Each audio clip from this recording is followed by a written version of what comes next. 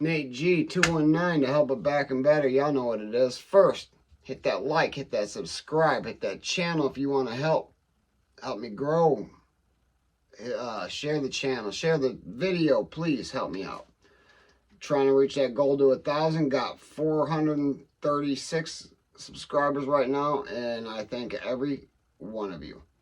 And as you know, until my last video, I never announced who I was affiliated with. And like I said, was affiliated with. I was an insane gangster disciple. I no longer affiliate with gangbanging. I learned a while back that there's nothing positive. No matter what you're led in to believe from the beginning, there's nothing positive that comes out of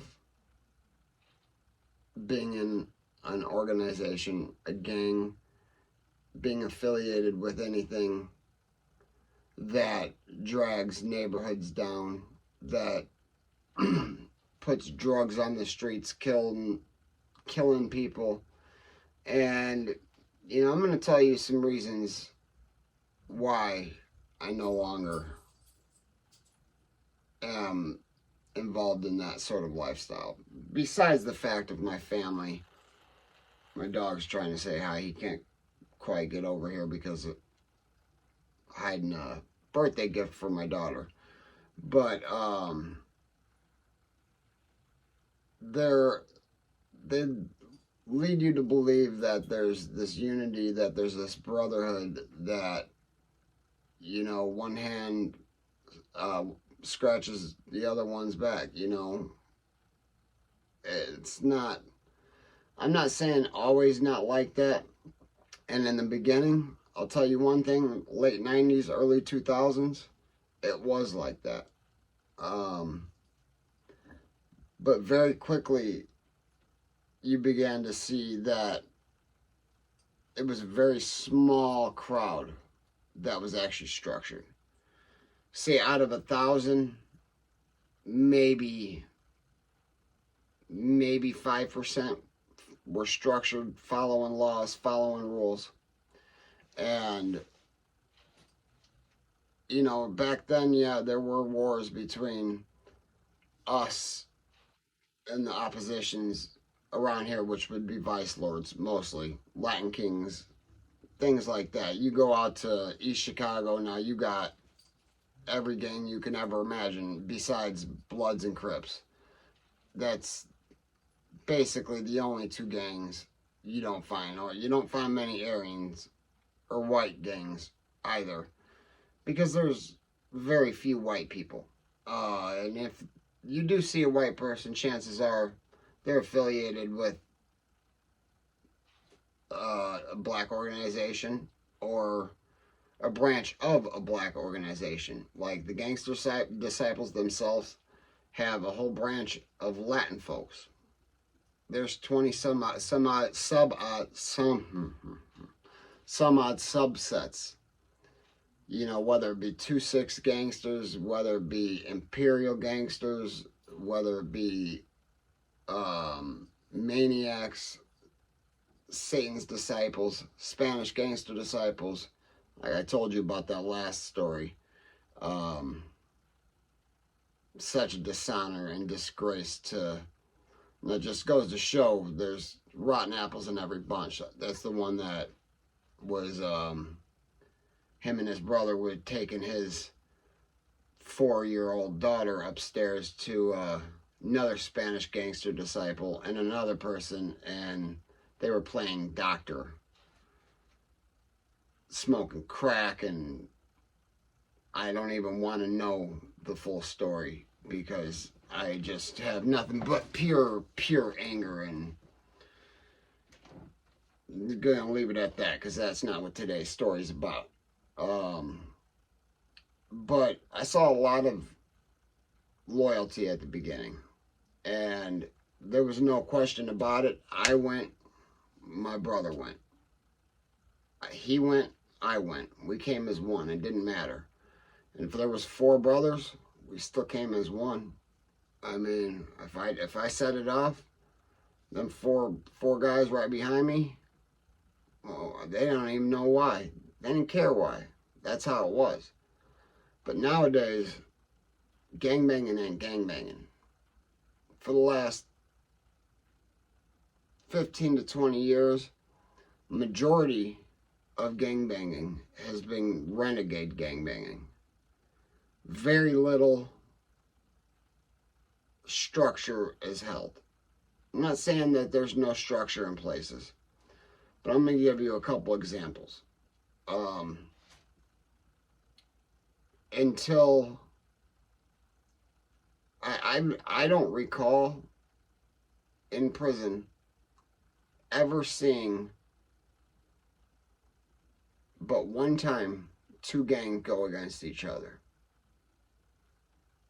The thing is, they were both black gangs. It wasn't even a race issue. Now, there's some people I know that were incarcerated in the 90s, and there was a much larger racial divide than there is now. The racial divide is about 80% black, in northern Indiana anyways, about 80% black to 20% others, and maybe 10%, 15 white, 5% others. But white individuals have a very small percentage of people incarcerated. And as a white boy going into a black organization, I had to show a lot of heart. I had to do a lot of things, and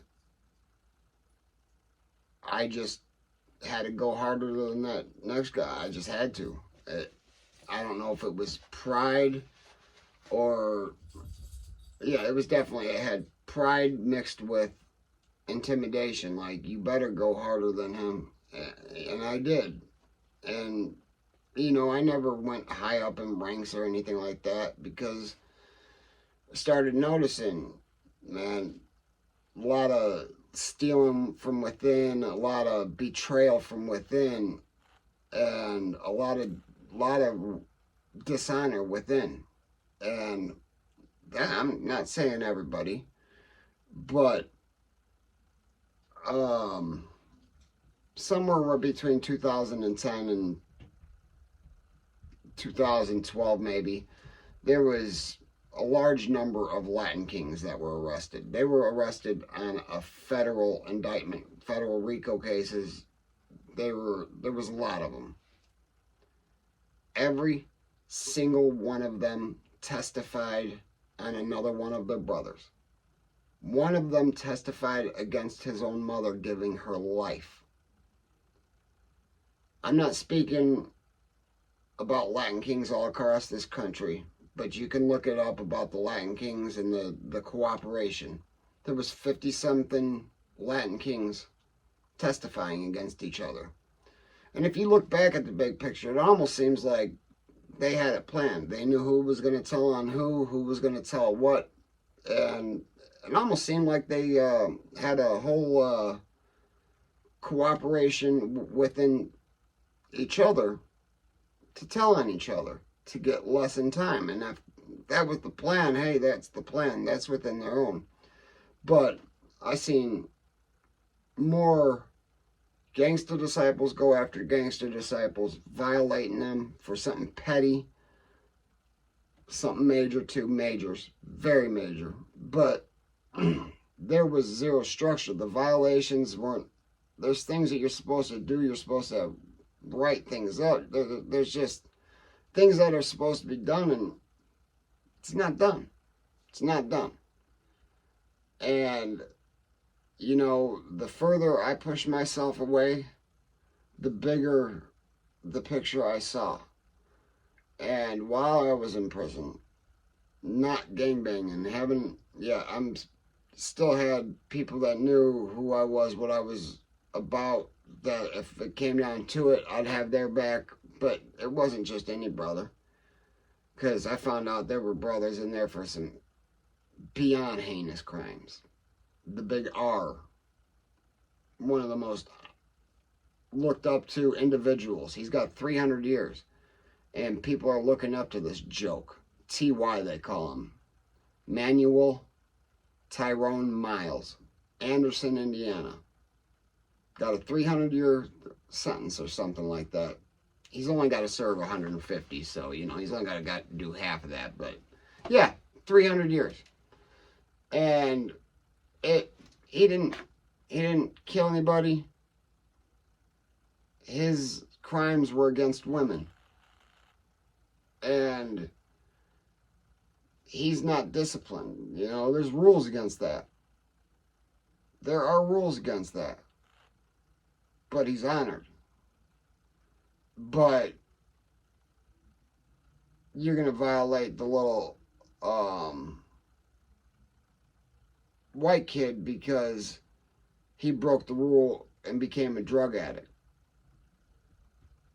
And things like that happened. And the biggest problem I had with that was, well, I was getting a 60-second violation, knowing for a fact the person that called out this violation didn't follow proper steps, for one. There was no witness other than him. And two, he did the dope with me. So I took a violation, and after that, it just, you know, man, I no longer represent that. I represent a household. I represent a man. Somebody that's trying to make a change in this world, in this area. Man, especially when it comes to the drugs, the gangs. Man, it's a joke. It's going to lead you to the penitentiary or 6 foot under. That's that. There's no in-betweens. If you get out, get lucky enough to get out and turn your life around like many have. I know many have. I know an Aryan that, or former Aryan, that not only is way out of that, speaks at the NAACP. He's a cop. Was a cop. Issues. Another story, another day. You guys all been introduced to him anyway. So, you know, guys, if you're in the gangs, man, put it down. Start preaching positivity to these youngsters that are following you. If you haven't joined the gang, but you're following some idiot like me, or some of the big homies I used to follow, Big Bam, Renee, you know, if you're following people like them, man, stop, man. There's a better road. I promise you that. Oh, do I promise you that? Because the road you're going down is nothing nice. If you don't end up dead or in prison or addicted to drugs, you have beat statistics beyond belief. And, you know, most dealers, especially hard drug dealers, have their own habits. They're called dealer habits. Mine started with a little bit of a dealer's habit, and then it just, you know, gangbanging, drugs, streets, none of that crap is worth it. You can change your life if I can change my life. If my boy Corey can change his life, you can change your life. Man, if C-Bill, JD, Chad Marks, all y'all can change your life, all these other cats can change their lives. Let's come together and make some changes. Anyways, hey, hit that likes, hit that subscribe, and guys, never forget life's choices. That channel, if you want to help donate, it'd be much appreciated. Trying to upgrade some equipment, and still trying to get out to see Ian Bick, jump on his show with him, introduce myself a little bit larger. But never forget life's choices, and you know, if they ain't hating it, you ain't making it.